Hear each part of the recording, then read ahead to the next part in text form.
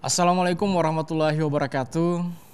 Alhamdulillahirrabbilalamin. Wabihi nasta'in wala umrud dunya waddin. Wassalatu wassalamu ala asrafil anbiya'i mursalin. Sayyidina wa maulana Muhammadin wa ala alihi wa sahbihi ajmain. Amma ba'du. Pemirsa, kembali lagi kita berdua berjumpa dalam program Mengharap Ridhamu, Insya Allah. Senang sekali kita berdua kembali lagi menemani waktu pemirsa yang ada di rumah di acara kesayangan pemirsa yang ada di rumah, yaitu program Mengharap Ridhamu. Nah, seperti biasa di studio juga telah hadir Majelis Taklim dari Majelis Taklim Nurul Falah Desa Bulon Talangi. Apa kabarnya Ibu? Alhamdulillah luar biasa. Harus semangat Ibu, harus semangat. Iya, kita harus semangat karena sebentar lagi kita akan menyambut bulan yang paling ditunggu-tunggu oleh umat muslim di seluruh dunia. Bulan yang penuh berkah, yaitu bulan Ramadan. Benar sekali. Ibu-ibu di sini sudah ada persiapan untuk menyambut bulan Ramadan? Sudah ada Bu? Sudah. Kalau dari Tirta sudah ada persiapan? Iya, sudah dari mulai mukena harus baru. Waduh. Ya iya Kak John, kan kita bakalan sholat tarawih, jadi harus pakai yang baru-baru. Terus persediaan makanan harus banyak, karena kan kita bakalan puasa sebulan. Jadi makanan yang di rumah itu harus bervariasi, jangan itu terus Kak John. Jadi kayak mau buka restoran aja ya? Ya bukan sih, tapi lebih ke ketika buka puasa menu makanannya harus bervariasi. Tapi sebenarnya yang paling utama itu kita harus persiapkan hati ya. Iya sih. Karena untuk menyambut bulan yang penuh berkah ini yang paling utama itu hati kita gitu. Karena bulan yang penuh berkah ya kita harus mengerjakan amalan-amalan yang baik gitu. Aku udah punya hati Kak John, tapi belum ada yang mengisi. Jadi dari Tirta sendiri sudah siap? Alhamdulillah siap. Sebagai muslim kita harus siap Kak John. Iya, tapi yang Tirta bilang tadi juga itu tidak bisa disalahkan juga sih, karena itu bagian dari persiapan kita untuk bulan Ramadan. Tapi untuk lebih jelasnya kita langsung ke tanya Ustadz aja ya. Telah hadir bersama kita narasumber Al-Ustadz Aziz Ali. Assalamualaikum Ustadz. Waalaikumsalam warahmatullahi wabarakatuh. Bagaimana kabarnya Ustadz? Alhamdulillah. Iya Ustadz, ini sebentar lagi kita akan menyambut bulan Ramadan, bulan yang paling ditunggu-tunggu oleh umat muslim di seluruh dunia. Sebagai umat muslim Ustadz, apa yang harus kita persiapkan untuk menyambut bulan Ramadan ini? Terima kasih. Bismillahirrahmanirrahim. Assalamualaikum warahmatullahi wabarakatuh. Waalaikumsalam warahmatullahi wabarakatuh. Alhamdulillah, summa alhamdulillahilladzi ja'ala lana syahrul Ramadan. Syahrun azimun mubarak. Syahrun fihi lailatun khairun min alfi syahrin. Asyhadu an la ilaha illallah wa asyhadu anna Muhammadar Rasulullah. Allahumma salli wa sallim ala Rasulillah wa ala alihi wa sahbihi wa mawala amma ba'd. Ibu-ibu, keluarga besar Majelis Taklim Babus Salam ya? Nurul Falah, Desa Bulon Talangi, Bulango Timur, Bone Bolango. Pemirsa dimanapun Anda berada, alhamdulillah hari ini kembali kita bertemu. Dan hari ini kita sedang membahas tema yang luar biasa baik, yaitu menyambut bulan suci Ramadan. Tadi sudah ditanya bagaimana cara kita sebagai seorang muslim menghadapi bulan suci Ramadan. Ibu-ibu sekalian, yang paling penting dalam menghadapi bulan suci Ramadan itu persiapannya adalah persiapan iman. Tadi betul ya, persiapan hati. Dan di dalam hati itulah Allah Subhanahu wa ta'ala letakkan iman. Kenapa? Karena yang dipanggil berpuasa itu orang beriman. Ya ayyuhalladzina amanu kutiba alaikumusiyam. Wahai orang beriman. Yang tidak beriman tidak akan terpanggil. Maka yang dipersiapkan adalah iman. Ini diwajibkan bagi kalian berpuasa Ramadan sebagaimana diwajibkan orang-orang sebelum kalian. La'allakum tattaqun. Supaya kalian bertakwa. Itu persiapan yang paling utama. Belum lagi hadisnya mengatakan barang siapa yang berpuasa Ramadan, man shoma Ramadhana imanan. Siapa yang berpuasa bulan Ramadan dengan penuh keimanan, wahtisaban, dan mengharapkan pahala dari Allah Subhanahu wa taala, ghufira lahu ma taqaddama min dhanbi, diampuni semua dosa-dosa yang telah lalu. Jadi persiapan utamanya adalah iman. Tapi ibu-ibu sekalian, iman itu tidak cukup untuk jadi persiapan. Harus ada persiapan ilmu. Banyak orang yang hanya mempersiapkan hatinya, mempersiapkan imannya, tapi tidak cukup ilmu untuk mengisi hari-hari Ramadan. Padahal Ramadan itu yang suci bukan cuma syahrunnya, bukan cuma bulannya, bukan cuma hari-harinya, bukan cuma jam-jamnya, bahkan menit-menitnya, detik-detiknya itu berkah. Setiap detik yang berlalu pada bulan Ramadan sepanjang 29-30 hari itu berkah. Sayang kalau kita tidak isi dengan amaliyah-amaliyah yang bermanfaat. Nah, untuk mengisi amal-amal itu kita butuh ilmu. Di samping persiapan iman kita butuh ilmu. Banyak orang yang beribadah tanpa ilmu, amalnya ditolak. Gitu ya. Man amila amalan falaisa alaihi amruna fahuwa raddun. Siapa yang beramal satu amalan tanpa ada ilmu di dalamnya, tanpa kami beri petunjuk di dalamnya, tidak ada teladan dari kami, maka amalan itu tertolak. Maka di samping iman sekali lagi yang dipersiapkan adalah ilmu. Jadi memasuki Ramadan ini ibu-ibu banyak bertanya kepada para ustaz, datang di majelis taklim. Tidak cukup dengan itu, datang di Gramedia beli buku tentang persiapan apa, ya. Yang jelas kita sudah harus berkomitmen untuk menjadikan Ramadan kita tahun ini sebagai Ramadan terbaik. Karena boleh jadi setelah Ramadan ini tidak akan ada lagi Ramadan selanjutnya buat kita. Ajal kita tidak tahu kapan dia datang. Maka berkomitmen menjadikan Ramadan tahun ini sebagai Ramadan terbaik sepanjang hidup kita. Jadi tidak ada yang dilewatkan kecuali kita mengisi amal-amal soleh di dalamnya sepanjang 29 dan 30 hari. Saya kira itu yang paling penting. Jadi iman dan ilmu. Lalu kalau perlu bikin jadwal, ya. Jadwal dan kita bikin komitmen. Tidak ada yang terlewatkan dalam jadwal ini. Misalnya taraweh itu kita jangan sampai ada yang lewat. Setelah itu sahur. Sahur ini juga jangan sampai kita di pertengahan justru jadi malas, apalagi di penghujung. Orang malas lagi. Padahal puasa itu di antara berkah yang kita dapatkan pada saat sahur. Ustaz, tapi saya tahan biar tidak bersahur. Iya, orang tahu. Tapi bagaimana kita bisa dapat berkah? Kan yang paling penting berkah Ramadan kan? Maka walau hanya seteguk air tetap bangun. Nah, sebelum subuh kita ada 2 rakaat. Semua dijadwal. Lalu buka puasa. Buka puasa tadi disebutkan ada sekian banyak menu. Tidak ada masalah. Tidak ada masalah mau siapkan macam-macam menu, tidak ada masalah. Tapi yang paling penting bukan persiapan soal buka puasanya, bukan soal makan minumnya. Banyak juga orang makan minum tapi dia tidak mendapatkan apa-apa dari puasanya. Dan itu yang dikatakan oleh Nabi SAW. Kam min sha'imin. Berapa banyak orang yang puasa, laisa lahu min siyamihi, tidak ada yang dia dapatkan dari puasanya illal ju'i wal atash, kecuali lapar dan dahaga. Hanya sekadar berlapar-lapar lalu di saat buka dia makan banyak. Tidak ada yang dia dapatkan selain itu. Pahalanya tidak ada, berkahnya tidak ada. Jadi ibu-ibu sekalian, iman dan ilmu. Saya kira itu 2 persiapan paling utama. Iya, jadi bukan hanya dari segi materi saja Ustadz yang Ya, kita persiapkan, tapi ya, iman yang paling ya, penting sekaligus ilmu. Ya. Dari Tirta, sudah terselip pertanyaan atau? Ada. Oh, langsung ya ada. Iya, ada. Pengalaman pribadi Ustadz. Ya. Jadi begini, kadang Ustadz kan perempuan itu kan selalu datang haid. Terus setiap bulan pasti dia dapat haid. Nah, ketika dia dapat haidnya itu sudah pertengahan bulan, otomatis ya rasa manusiawi bosan itu, maksudnya bosan untuk berpuasa itu ada Ustadz, karena sudah terpendingkan begitu Ustadz.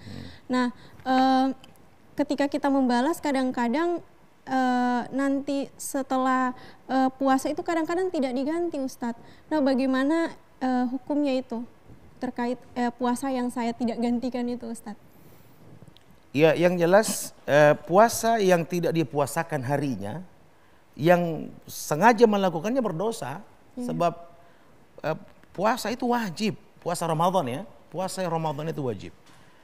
Dalam satu riwayat dijelaskan orang boleh terputus, tapi kemudian bisa melanjutkannya pasca Ramadan.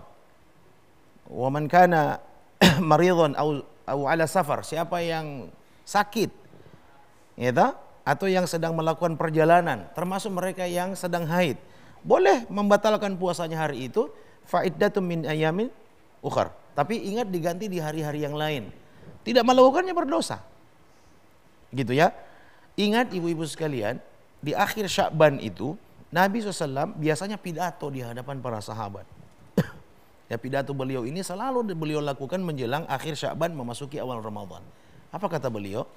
Ya ayuhan nas, wahai manusia, bukan cuma wahai orang beriman. Semua manusia dipidatokan pidato ini oleh Nabi SAW. Sebentar lagi akan segera menaungimu sebuah bulan yang demikian mulia dan agung. Qad adhallakum syahrun azimun mubarak. Sebentar lagi bulan yang penuh keagungan kemuliaan akan segera menaungimu. Syahrun fihi lailatun khairun min alfi syahr. Coba bayangkan, kata Nabi SAW, bulan Ramadan itu bulan yang di dalamnya terdapat satu malam yang kebaikannya melebihi kebaikan 1000 bulan. Yaitu malam Lailatul Qadar. Nah, lalu kata Nabi SAW, pada bulan itu Allah mewajibkan kalian berpuasa di dalamnya dan sholat di malam harinya sebagai amalan sunnah. Sholat tarawih maksudnya. Yang satunya fardu, yang lainnya sunnah. Tapi ini satu paket karena dua-duanya hanya ada di bulan Ramadan. Lalu kata Nabi SAW, man taqarraba fihi bi khaslatin minal khair. Ibu-ibu sekalian, siapa yang niatnya mendekatkan diri kepada Allah dengan melakukan satu kebaikan, sekecil apapun kebaikan itu, niatnya untuk mendekatkan diri kepada Allah pada bulan Ramadan sepanjang 29-30 hari, sekecil apapun kebaikan yang dilakukan, demikian agung dan mulianya bulan ini, sampai-sampai kata Nabi SAW, kana kaman adda faridah fi masyu, dibalas dengan pahala fardu. Amal yang kecil, remeh-temeh, yang kita anggap remeh, pandang enteng, sepanjang kita lakukan pada bulan Ramadan, niatnya untuk mendekatkan diri kepada Allah, pahalanya pahala fardu. Masa kita mau sia-siakan dengan menunda-nunda? Cuma memang kalau datang malas juga, begitu haid, misalnya menstruasi, 1 minggu biasanya, datang di hari ke-8 tidak lagi haid, sudah jadi bandil ya, sudah jadi malas untuk hati-hati. Kita sia-siakan bulan ini, Masya Allah. Jadi satu amal kebaikan sekecil apapun, niatnya untuk mendekatkan diri pada Allah, pahalanya pahala fardu. Wa man adda faridatan fihi, siapa yang melakukan satu amal fardu di dalamnya, salat fardu misalnya, kana kaman adda sab'ina faridah, maka pahalanya 70 kali pahala amal fardu yang sama di bulan-bulan yang lain. Subhanallah, inilah bulan yang penuh keberkahan. Ibu-ibu sekalian, wajar kalau di akhir Sya'ban semua malaikat di langit menyeru menyambut satu Ramadan, sebentar sudah mau taraweh, itu semua malaikat di langit menyeru sampai akhir Ramadan. Selama 29-30 hari mereka berseru, seluruh malaikat di langit. Ya baghiyal khair, wahai yang senang dengan kebaikan, wahai yang suka beramal soleh, wahai yang suka dengan perbuatan baik, absyir, berbahagialah kalian. Ini bulan bonus, amalan dilipat gandakan ganjarannya. Waya bagi syar, wahai yang senang dengan kejahatan, keburukan, yang suka berbuat dosa, maksiat, aksir, tahan diri kalian. Jangan kalian kotori kesucian Ramadan ini dengan perbuatan dosa kalian. Jadi jangan sampai kita menyia-nyiakan ya kesempatan bulan yang penuh keberkahan, keagungan, ditaburi pengampunan Allah Subhanahu wa taala, justru kita sia-siakan. Begitu ya? Saya kira itu. Iya, saya akan melanjutkan pertanyaan saya Ustadz ya, tapi ditahan dulu buat ibu-ibu juga yang bertanya, ditahan dulu ya, karena kita akan kembali lagi setelah pesan-pesan berikut ini. Jangan kemana-mana, tetap di Mengharap Ridhamu, Insya Allah.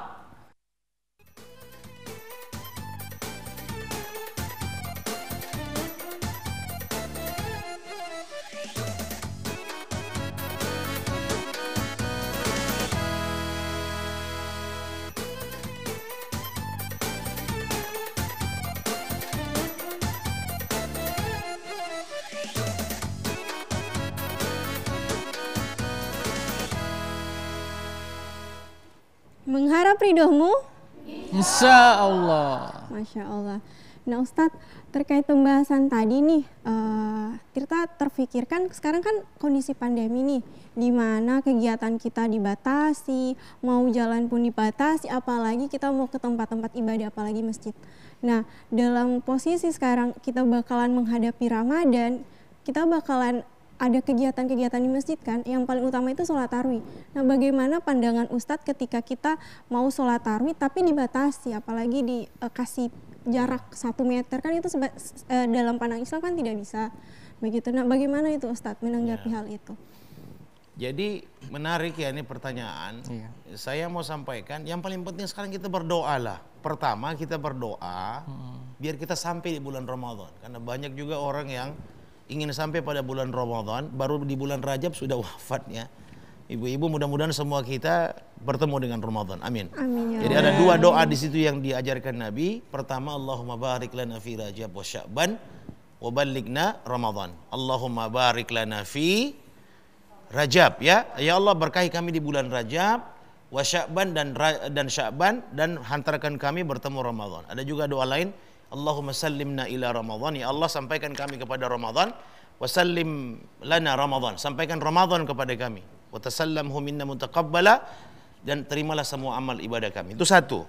Supaya semua kita bertemu dengan bulan yang demikian agung ini. Insya Allah. Tapi doa yang kedua, doa agar wabah ini berakhir. Nanti kalau wabah ini masih ada, COVID-19 ini masih ada, bahkan dengan varian yang baru yang tadi sebelum saya berangkat ke sini mendengar berita lewat RRI bahwa varian baru ini sudah ada di 6 provinsi. Ya, ada di ada di 6 provinsi kalau saya tidak salah ya. Gorontalo sih belum ada. Tapi insya Allah mudah-mudahan dengan doa kita Allah Subhanahu wa taala segera mengangkat ini wabah dari kehidupan kita umat Islam hingga kita bisa beribadah dengan baik. Kalau ditanya bagaimana kalau tetap wabahnya ada, maka kita akan kembali seperti di tahun 2020 kemarin. Ibu-ibu sekalian, kenapa? Karena memang kita tidak boleh melawan wabah. Begitu ya, kita tidak menghendaki wabah ini ada, tapi kita juga tidak mau, begitu ibu-ibu sekalian, kita juga menjadi sakit ya, dan bahkan bisa berpotensi lebih buruk dari itu, misalnya kematian kalau kita tidak menjaga jarak, tidak menjaga jarak aman. Kata Nabi SAW, larilah kalian ya, firra minal majzum, larilah kalian dari orang yang berpenyakit menular, jangan dekat-dekat dengan orang yang punya penyakit yang menular. Kama tafirru minal asad, sebagaimana larinya kalian dari singa. Bagaimana kita takutnya lari dari singa, demikian harusnya kita lari karena takut mendekati orang yang lagi berpenyakit menular. Masalahnya hari ini banyak OTG ibu-ibu sekalian. Kalau kita tahu bahwa itu orang ada terinfeksi, ada corona, dia datang ke masjid dan kita tahu bahwa dia terinfeksi, kita memang tidak akan datang. Masalahnya sekarang ini banyak orang yang terinfeksi tapi tidak punya gejala apa-apa. Jadi kalau kita datang ke masjid dan berdekatan dengan dia, kita berpotensi kena, lebih baik jangan datang ke masjid. Maka kita akan menjadi seperti puasa kita seperti tahun 2020 begitu. Ya, lalu kata Nabi SAW, jika kalian mendengarkan ada satu wabah, ya, idza sami'tum bit-ta'un bi ardin, jika kalian mendengarkan ada satu wabah yang sedang terjadi di suatu tempat, la tadkhuluha, jangan kalian masuk. Kalau tempat yang dimaksud adalah pasar, jangan masuk pasar. Kalau tempat yang dimaksud adalah kantor, jangan pergi di kantor itu. Kalau boleh kantornya di lockdown begitu ya. Kalau kalian mendengar wabahnya ada di masjid, jangan ke masjid. Begitu.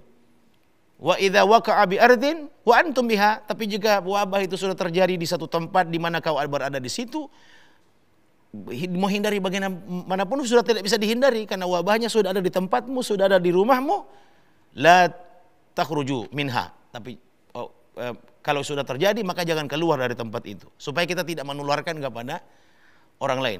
Jadi kira-kira begitu kaidahnya. Mudah-mudahan sih tidak terjadi lagi di 2021 ini, insyaallah Ramadan kita bebas dari COVID-19. Amin. Makanya perbanyak doa, perbanyak salawat. Ya, perbanyak doa, perbanyak salawat, perbanyak istighfar, minta kepada Allah agar diangkat ini penyakit. Kalau kita banyak bersalawat ibu-ibu sekalian, Allah turunkan banyak rahmat. Kalau rahmat ada, tidak mungkin ada bencana. Kalau rahmat datang dengan banyak, begitu turun luar biasa banyaknya, apalagi di bulan yang penuh rahmat ini, insya Allah bala atau bencana diangkat oleh Allah Subhanahu wa taala. Saya kira itu jawaban saya. Iya, bagaimana Tirta? Pas. Jadi kita harus menjaga lebih baik menjaga diri Ustaz. Iya. Siap. Kita bergeser ke ibu-ibu dulu. Iya, dari tadi ada yang sudah mulai ingin bertanya. Untuk ibu-ibu yang mau bertanya, silakan Iya, silakan Ibu. Ya.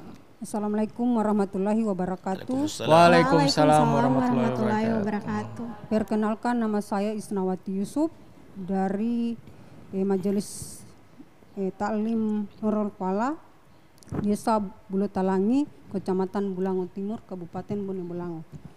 Yang saya tanyakan kepada Ustadz mengenai bagaimana hukum yang menjalankan ibadah puasa hanya tidur sepanjang hari. Tidur saja dia. Ya. Tidur saja supaya tidak lapar, tidak haus, tidak banyak aktivitas. Untuk mempersingkat. Ada bulan puasa bagi ibu hamil dan ibu menyusui. Ya, sudah Ibu? Iya. Langsung Terima dijawab kasih. saja Ustaz. Jadi bagaimana hukumnya orang puasa tapi tidur melulu? Iya. Kalau tidur menjadi ibadah ya tidak ada masalah. Ibu menghindari maksiat dan pergi ke rumah dan istirahat, ya insya Allah dia justru berpahala ya. Apalagi kalau tidur siang, tidurnya Nabi. Tidurnya Nabi itu ba'da zuhur, begitu. Tapi ya kalau dihitung jam kira paling lama setengah jam lah. Ibu jangan ngorok terus ya. Begitu. Tetapi kalau tidurnya menjadi sia-sia, maka ada hadis lagi yang mengatakan laisa siyam, bukan yang namanya puasa, minat ta'ami wa syarab. Bukan cuma yang namanya puasa itu tahan lapar dan haus. Puasa itu bukan cuma tahan tidak makan, tahan tidak minum. Ya, akan tetapi innamas siyam, yang namanya puasa itu minal lagwi, berpuasa dari pekerjaan yang sia-sia.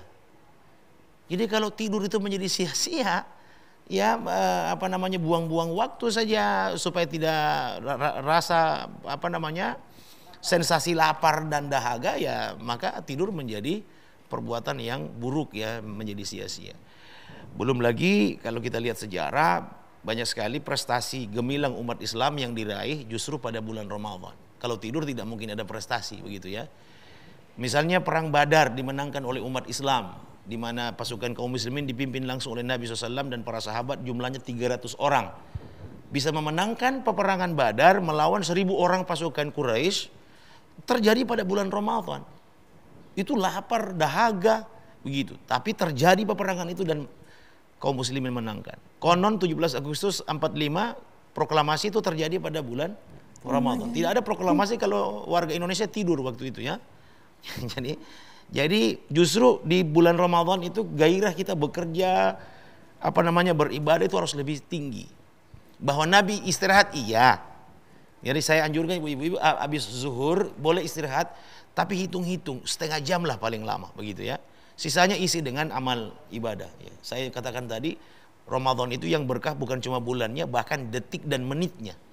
Karena kalau kita isi dengan tidur saja itu menit dan detiknya, bagaimana kita dapat berkah? Jadi berusaha kita mengisi setiap momentum yang lewat di bulan Ramadan dengan amal-amal ibadah. Yang kedua tadi soal ibu hamil dan menyusui. Jadi tidak wajib berpuasa.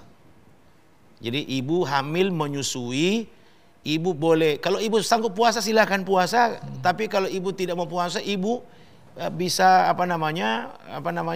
ganti di hari-hari yang lain, gitu ya. Ganti di hari-hari yang lain. Silahkan. Iya. Bagaimana Ibu? Ya. Atas pertanyaan. Iya. Masih ada lagi? Silakan. Ada. Iya. Oh, yang di sebelahnya. Di sebelahnya lagi. Ya silakan Ibu pertanyaannya. Assalamualaikum warahmatullahi wabarakatuh. Waalaikumsalam warahmatullahi wabarakatuh. Nama saya Suryati Humulungo dari Majelis Taklim Nurul Fala, Desa Bulutalangi, Kecamatan Bulango Timur, Kabupaten Bone Bolango. Kita di sini Pak Ustadz berbicara tentang bulan suci Ramadan. Jadi umat Islam di seluruh dunia ini kita menyambut dengan penuh kegembiraan. Semua manusia itu punya pekerjaan, Pak. Jadi pertanyaan saya, yang pertama, pekerjaan yang bagaimana yang memperbolehkan orang yang tidak berpuasa dan diganti di hari-hari selain bulan Ramadan. Yang kedua, keistimewaan nuzul Quran dengan Lailatul Qadar, Pak. Yang itu yang jadi pertanyaan saya. Terima kasih. Assalamualaikum warahmatullahi wabarakatuh. Waalaikumsalam warahmatullahi wabarakatuh. Jadi ada 3 pertanyaan satu kali ya. Bagaimana pekerjaan jenis apa yang membolehkan seseorang tidak puasa? Tidak puas. Pekerja berat, pekerja berat. Iya, pekerja yang berat sekali untuk dia tahan berpuasa. Pekerja bangunan, kuli bangunan yang apa ya, yang kerjanya diterik matahari, yang dia angkut bahan material. Saya kira itu masuk kategori orang yang boleh tidak berpuasa. Tapi tidak boleh fidyah loh ya. Sama dengan tadi ibu hamil sama menyusui, ibu yang menstruasi, sakit ringan, jangan difidyah. Fa'iddatu min ayyamin ukhar. Ingat itu bilangan yang tidak dipuasakan harinya diganti, bukan difidyah. Jadi nanti begitu pekerjaannya selesai, maka dia ganti di hari-hari yang lain. Tapi catatannya harus diingat betul. Karena 1 hari kita tidak puasa itu utang. Dan utang kepada Allah jauh lebih wajib dibayar dibanding utang di koperasi, Bu. Ibu ada utang di koperasi, ibu takut tidak membayar. Sekarang ibu punya utang kepada Allah. Ibu mati dalam keadaan punya utang puasa 1 hari, ibu punya ahli waris wajib melaksanakan puasa itu. Itu kenapa? Kan itu utang kepada Allah Subhanahu wa taala. Jadi dibayarkan. Yang kedua tadi Keistimewaan Ustadz dari nuzul Quran sama Lailatul Qadar. Iya. Kenapa Lailatul Qadar itu kan malam yang lebih baik dari 1000 bulan. Kenapa dia menjadi lebih baik dari 1000? Karena pada saat itu turun Al-Quran. Gitu ya. Inna anzalnahu fi lailatul qadar. Sesungguhnya kami menurunkan Al-Quran pada malam Qadar. Itu hubungannya ya. Jadi Al-Quran itu turun di malam Qadar, malam kemuliaan, Lailatul Qadar. Kenapa malam itu menjadi sangat mulia, kemuliaan yang melebihi 1000 bulan? Karena Al-Quran turun di dalamnya. Yang kita bilang sebagai nuzulul Quran. Kalau ditanya apa keistimewaannya? Ya, keistimewaannya luar biasa karena memang 2 peristiwa itu terjadi di saat yang sama. Al-Quran turun di malam Qadar, begitu ya. Memang ada beberapa versi. Kalau kita Indonesia mengatakan 17 Ramadan, nuzulul Quran. Lailatul Qadar nanti di 10 terakhir, begitu ya. Dia berarti sudah tanggal 21 Ramadan, 20, sampai 29 lah begitu, malam 29 di 10 terakhir ya, khususnya di malam-malam ganjil. Di Indonesia diperingati nuzulul Quran tanggal 17 Ramadan. Itu soal versi dan nanti di forum yang lain saya bisa jelaskan ibu-ibu sekalian ya. Yang jelas nuzulul Quran itu turunnya Al-Quran terjadi pada Lailatul Qadar. Dan subhanallah inilah malam yang yang paling Allah cintai. Dalam satu hari saya mengatakan tidak ada malam yang lebih Allah cintai seorang hamba beribadah di dalamnya melebihi 10 malam terakhir Ramadan. Kenapa? Karena ada di situ ada Lailatul Qadar. Kalau hari, tidak ada hari yang lebih Allah cintai melebihi 10 hari di awal Zulhijjah. 1 Zulhijjah sampai 10 Zulhijjah. Di mana di situ ada wukuf di Arafah tanggal 9 Zulhijjah. Itu hari. Tapi kalau malam, tidak ada malam yang lebih Allah cintai dari semua malam sepanjang tahun melebihi 10 malam terakhir pada bulan Ramadan. Kenapa? Karena di sana ada Lailatul Qadar, di sana ada peristiwa turunnya Al-Quran. Hikmahnya begini ibu. Kalau Al-Quran turun di malam Qadar, malamnya menjadi malam mulia. Gitu ya. Turun di Makkah. Maka Makkah pun menjadi Makkah yang mulia. Al-Mukarramah, mulia. Ada titel Al-Mukarramah. Diturunkan kepada Nabi, seorang Nabi. Nabinya menjadi Nabi yang demikian mulia. Lalu ajarannya diajarkan kepada para sahabat. Sahabatnya menjadi sebaik-baik generasi. Sebaik-baik sahabat.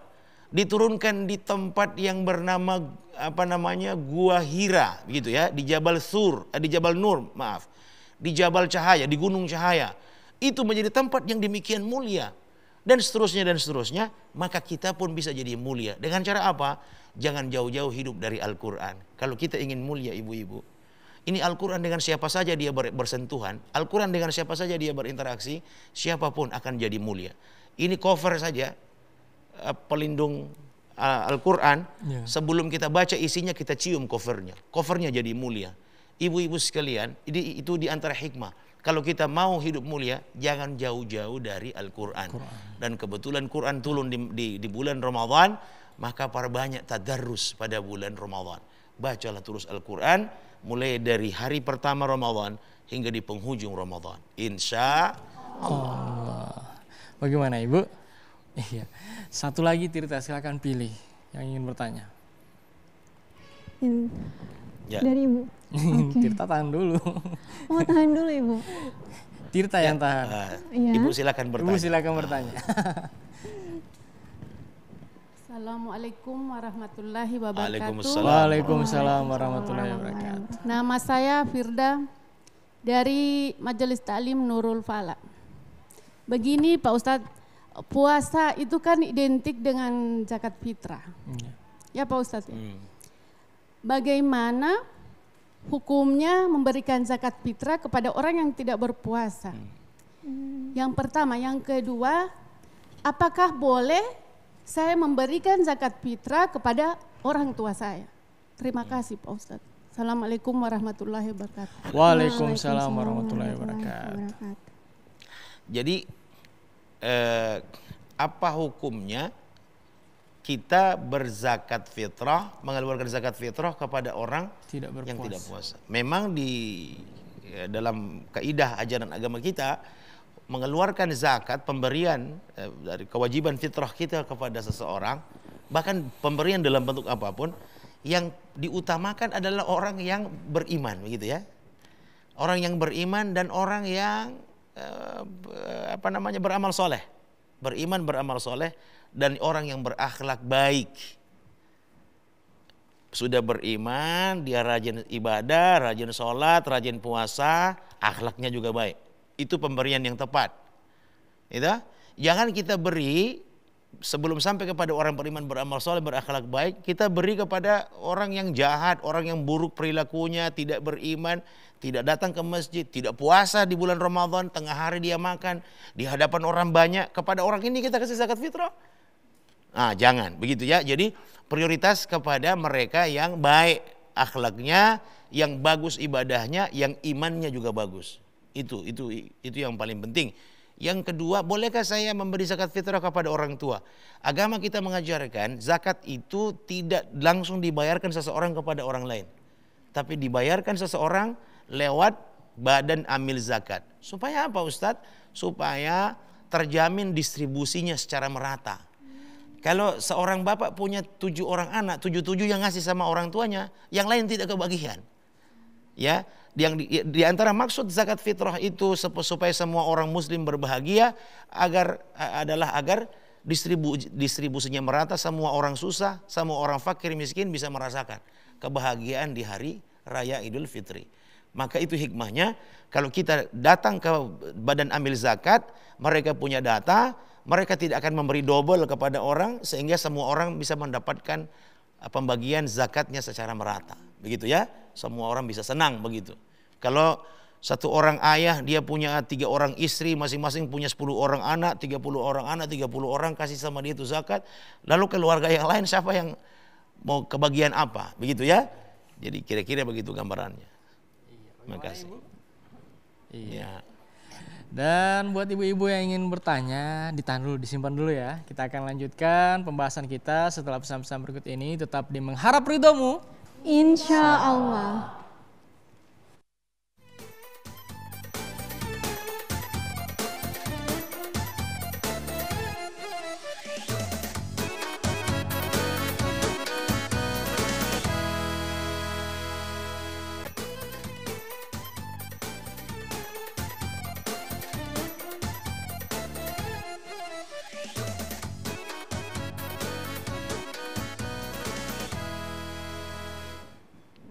Kita kembali lagi dalam program Mengharap Ridhomu, Insya Allah. Nah Ustadz, ini ada satu pesan dari Ibu Lina di Kota Selatan. Pertanyaannya begini Ustadz, suami saya setiap bulan Ramadan puasa dan salat tarwih. Tapi setelah tarwih suami saya dengan teman-temannya sering minum sampai mabuk Ustadz. Astagfirullah. Bagaimana cara menegur suami saya Ustadz? Mohon jawabannya. Terima kasih. Assalamualaikum warahmatullahi wabarakatuh. Waalaikumsalam. Assalamualaikum warahmatullahi wabarakatuh. Tentu cara menegur suami yang bermaksiat, apalagi di bulan Ramadan dia terus minum, walaupun di siang harinya dia puasa, malam harinya dia taraweh, itu harus memilih cara yang tepat. Tidak boleh juga ibu itu karena suami pemabuk, ibu teriak-teriak, ya, sampai urat leher ibu sudah semua tetangga dengar. Jangan. Jadi tegur dengan cara yang baik-baik, ya. Berkatalah perkataan yang baik. Jangan membentak begitu. Tapi yang paling penting adalah selain terus mengingatkan suami, yang paling penting terus berdoa.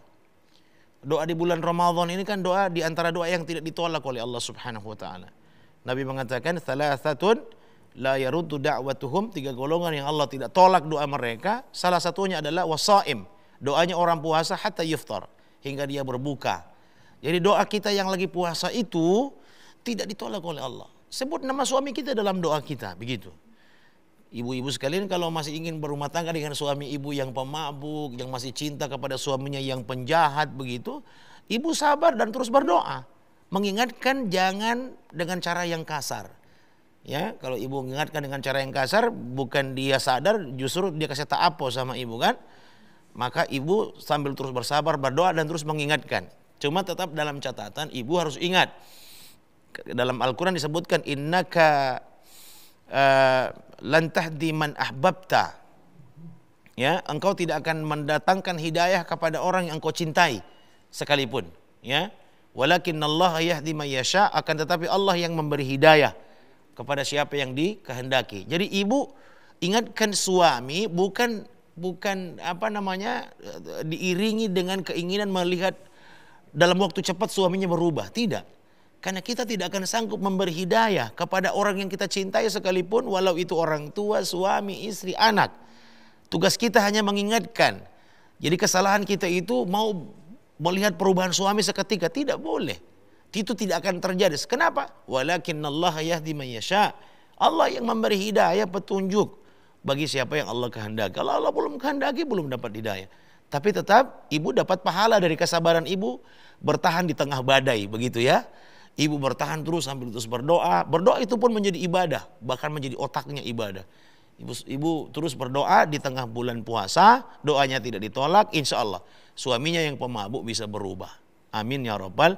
Walaupun kita semua tahu bahwa ini kok orang di siang hari puasa, malam harinya dia sholat, tapi setelah itu dia mabuk. Ya, padahal kan itu sama dengan orang yang sudah mengotori kesucian Ramadan dengan perbuatan maksiat. Tapi kalau kita sekali lagi karena dorongan cinta, kasih dan sayang kepada suami, kita tidak ingin berpisah dengan suami kita, maka kita terus sabar dan berdoa. Banyak sekali suami yang sadar karena doa istrinya. Banyak suami yang dapat hidayah karena munajah dan kesabaran istrinya. Saya kira. Iya Ustaz. Terus bagaimana Ustaz puasanya dari suami tadi itu, suaminya Ibu Lina itu, dia memang puasanya menjalankan semua yang diperintahkan, mengaji, semua di amalan-amalan dilakukan, tapi masih ada sisi maksiatnya dilakukan. Ya, itu kalau puasanya diterima oleh Allah, nah kita tidak tahu puasanya diterima atau tidak ya. Seandainya puasanya diterima, sholat malamnya diterima, maka dia mendapat pahala. Tapi kalau dia tetap malam harinya juga dia maksiat, dia minum, dia macam-macam, maka dia dapat dosa. Jadi nanti di hari kiamat ditimbang. Ya, jadi ditimbang. Al-qari'atu mal qari'atu wa ma adraka mal qari'ah yauma yakunun nasu kal farashil mabthus wa takunul jibalu kal ihnil manfush fa amma man thaqulat mawazinuhu fa huwa fi 'ishatir radiyah. Siapa yang timbangan kebaikannya, puasanya, tarawehnya lebih berat daripada minuman khamarnya, pesta mirasnya begitu, maka dia mendapatkan keridhaan begitu dari Allah Subhanahu wa taala, nanti dia dimasukkan ke dalam surga. Wa amma man khaffat mawazinu, seandainya perbuatan baiknya timbangannya lebih rendah dibanding maksiatnya, maka dia fa ummuhu hawiyah, dia akan mengalami kecelakaan. Wa ma adraka, ma tahukah kita apa yang dimaksud dengan mahya narun hamiyah, dia akan dimasukkan ke dalam api neraka. Jadi ya ada memang dosa yang menggugurkan amal, begitu ya. Fahabitat a'maluhum, amalnya gugur dengan sendirinya. Misalnya syirik. Kita ini biar banyak ibadah, kalau syirik itu amal semua terhapus. Tapi saya kira kalau minum khamar, saya belum membaca ketentuan puasanya menjadi sia-sia, menjadi mudah-mudahan kalau puasanya diterima dan sholat malamnya diterima, nanti di hari kiamat ditimbang mana yang lebih berat. Ya, kalau puasanya lebih berat, insya Allah dia mendapatkan keridhaan. Kalau tidak, amal kebaikannya lebih rendah timbangannya, dosanya lebih berat timbangannya, maka dia berada di dalam api neraka. Na'udzubillah. Iya, semoga Ibu Lina nonton ya. Semoga juga terbantukan pertanyaannya dari jawaban Ustadz Aziz. Dan selanjutnya kita gantian dulu. Kita gantian dulu ya. Gantian dulu, kasih kesempatan dulu. Iya, kita gantian dulu. Kan tadi yang ada di rumah, sekarang kita gantian ke ibu-ibu yang dari majelis taklim. Silakan Ibu. Oke, silakan Ibu. Perkenalkan diri. Assalamualaikum warahmatullahi wabarakatuh. Waalaikumsalam warahmatullahi wabarakatuh. Terima kasih telah memberikan kesempatan yang kedua kalinya Pak Ustadz. Langsung saja pertanyaan Pak. Iya. Mana yang paling utama kita melaksanakan puasa Syawal atau mengganti puasa Ramadan? Itu saja Pak. Lebih utama mana Pak Ustaz, membayar dulu utang puasa Ramadan yang tidak tuntas karena ada halangan, atau begitu masuk Syawal langsung kita puasa Syawal, begitu ya? Memang ulama berbeda pendapat, tapi hadisnya bilang begini, perhatikan hadisnya ya. Man shoma Ramadhana, siapa yang berpuasa Ramadan, ya. Lalu kata Nabi, thumma atsba'ahu sittan min Syawal, lalu menyertakannya, mengikutkannya dengan 6 hari di bulan Syawal. Berarti Ramadannya tuntas dulu. Itu. Man shoma Ramadhana, siapa yang berpuasa Ramadan. Ya. Itu. Thumma atsba'ahu sittan min Syawal, lalu mengikutkannya dengan 6 hari bulan Syawal. Faka'annama shoma dahar. Maka pahalanya sama dengan dia berpuasa sepanjang tahun. Pahala orang yang Ramadannya tuntas 29-30 hari, lalu 6 hari Syawalnya juga bagus, begitu sempurna, maka dia dapat pahala sepanjang tahun seolah-olah setiap harinya dia berpuasa. Subhanallah. Karenanya sebagian ulama mengatakan orang yang berhalangan, sakit dalam perjalanan, haid pada bulan Ramadan dan ada utang puasanya sebelum masuk Syawal, karena Syawal cuma 6 hari kan? Dari 29 hari Syawal itu cuma 6 hari. Itu pun cuma sunnah.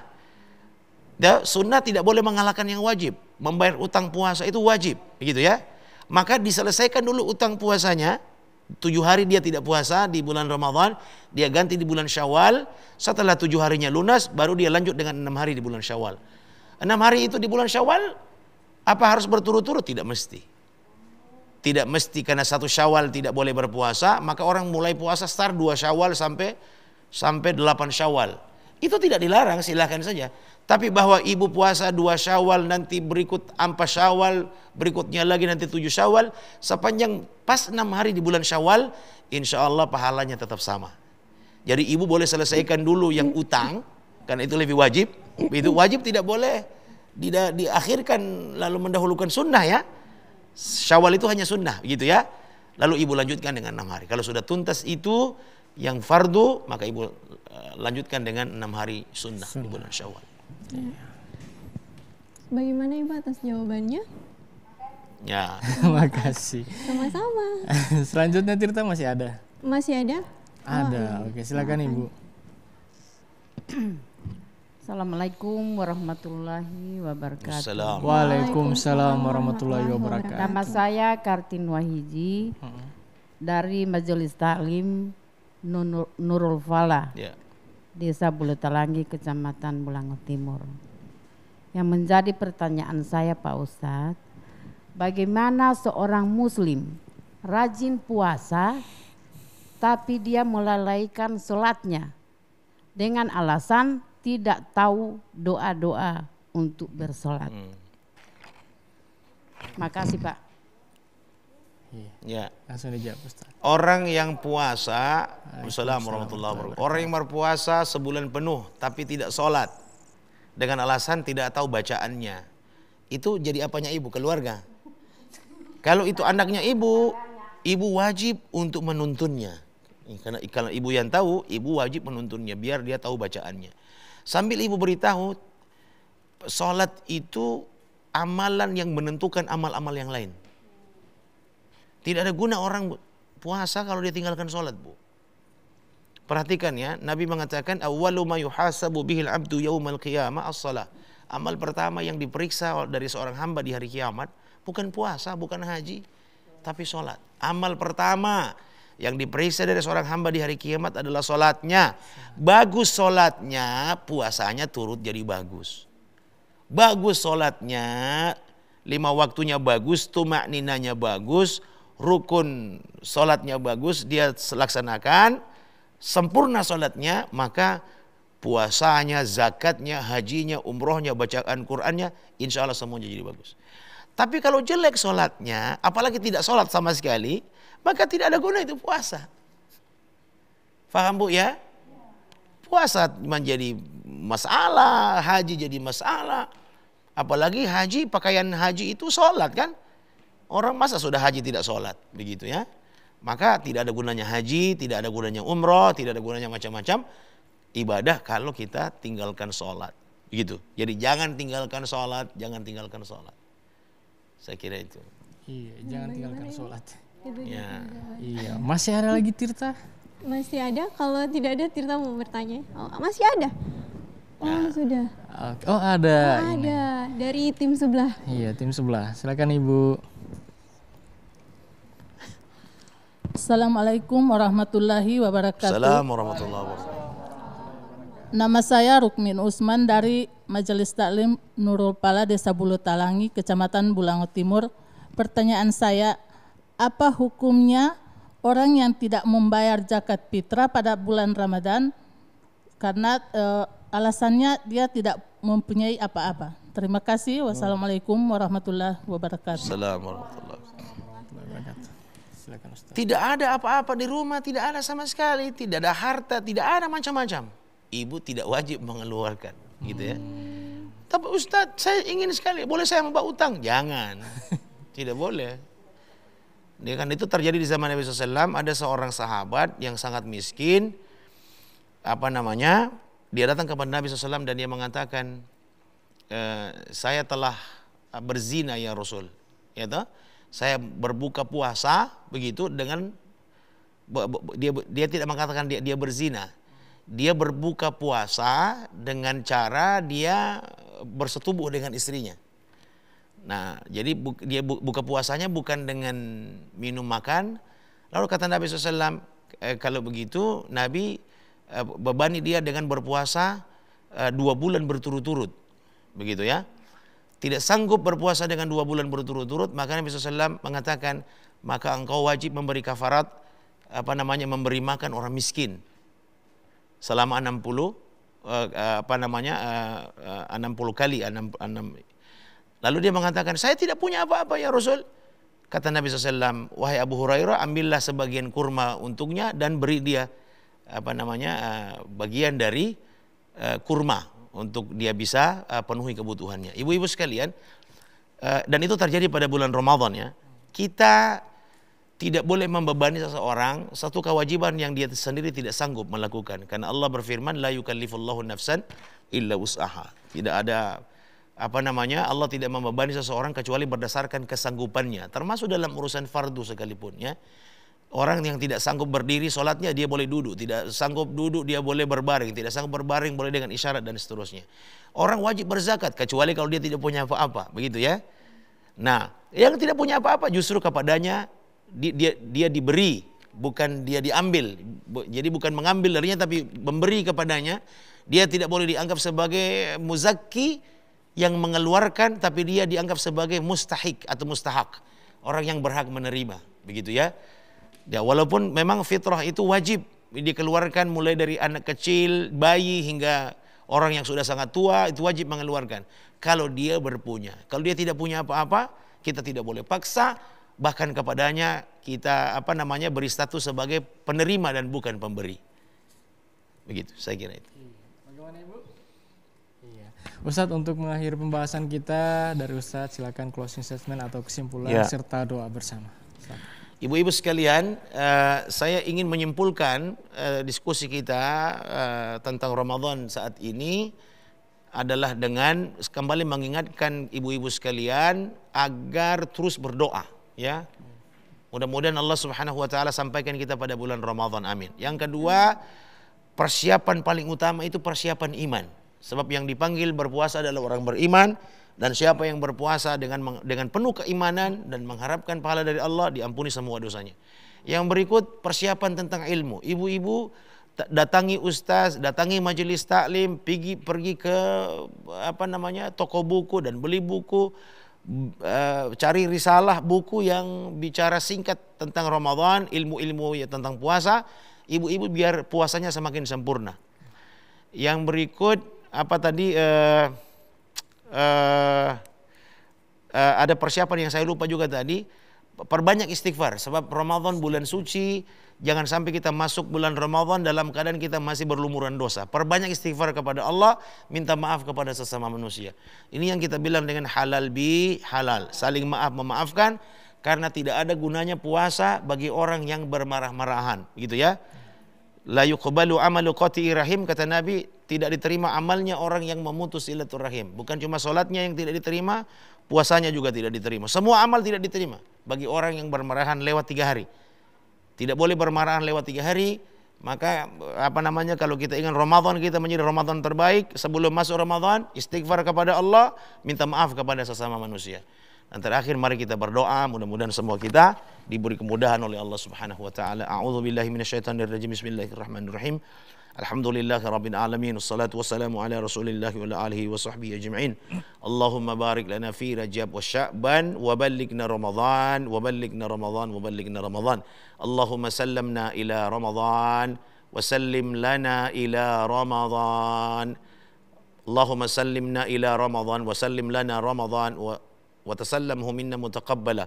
Allahumma ya Allah, ya Tuhan kami, berkahi kami di bulan Rajab saat ini, di bulan Rajab saat ini, di bulan Sya'ban esok, dan hantarkan kami bertemu dengan bulan suci Ramadan ya Allah.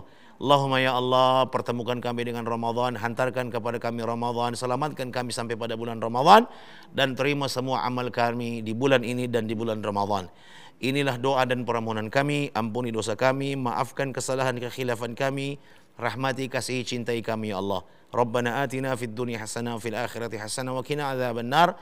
Wa sallallahu wa sallim wa barik ala Rasulillah wa ala alihi wa sahbihi wa mawala. Subhana rabbika rabbil izzati amma yasifun. Salamun alal mursalin walhamdulillahi rabbil alamin. Terima kasih, mohon maaf. Walhamdulillahirrabbilalamin. Terima kasih Ustadz atas pembahasannya. Dan untuk ibu-ibu dari Majelis Talim Nurul Falah, terima kasih telah hadir di sini. Semoga kita bisa berjumpa lagi dalam program Mengharap Ridhomu selanjutnya. Iya, semoga dengan hadirnya Ustadz di sini bisa menambah referensi pengetahuan Islam kita, terlebih kita membahas menyambut bulan suci Ramadan. Terima kasih kesempatannya Ustadz. Ya. Dan bagi Bapak Ibu yang ingin bergabung majelis talimnya ataupun ingin mengajukan pertanyaan, silakan bisa mendatangi langsung kantor TVRI Stasiun Gorontalo bagian program, ataupun bisa menghubungi di nomor telepon 08 13 4257 9938. Akhirul kalam, subhanakallahumma bihamdika asyhadu an la ilaha illa anta astaghfiruka wa atubu ilaik walahul muwafiq ila aqwamit thoriq. Wassalamualaikum warahmatullahi wabarakatuh. Waalaikumsalam warahmatullahi wabarakatuh. Mengharap ridhamu. Insya Allah.